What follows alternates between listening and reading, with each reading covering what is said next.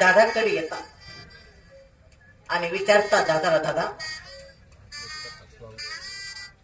सांग ना, आज दिवाळी आहे दादा, दादा मला फार भूक लागलेली, दादा याच लोकांनं, गावातल्या माणसानं मुलांना खाण्यासाठी गोड गोड जेवण केलेलं आहे, अंगावरती वस्त्र आहे, नवीन कपडे अंगावरती घातलेले दादा, दादा आज जर आपली आई जिवंत असती दादा, आज आपल्या आईनं आपल्या पुरणपोळी केली असती दादा, अंगावर नवे कपडे असते दादा, पण आता आपली आई नाही, आई नाही दादा, आता आई सोड दादा, मला भूक लागली, काहीतरी कर.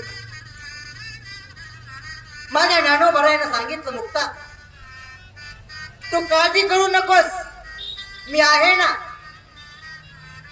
ज्ञानोबारायानं मागचा पुढचा विचार न करता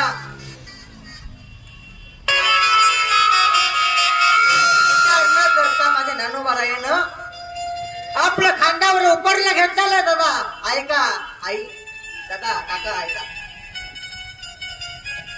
ज्ञानोबारायानं माझ्या अंगावर उपरलं घेतलेलं आहे, त्या उपरलं घेतलं आणि त्या उपरणाची झोळी तयार केली, खांद्यावरती झोळी घेतलेली आहे. सांगितलं, मुक्ता तू नको चिंता करू, मी आहेस ना, मी सांभाळ करते तुमचा.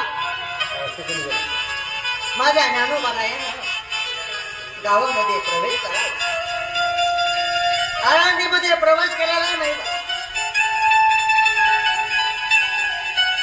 मधुकरी माघावी, मधुकरी माघावी पहिल्या घरामध्ये गेले ज्ञानोबा, पहिल्या घरामध्ये गेले, भिक्षांदे माते. पहा माय बाप, पाची बोट सारखी नसतात, पण हे पाची बोट सारखी नसतात, कोणाला माया असते, कोणाला माया येत नसते. माय बाप पहिल्या घरामध्ये माझे ज्ञानोबा भिक्षा माणसाने गेलेले, गेले, दार वाजवलं गेलं,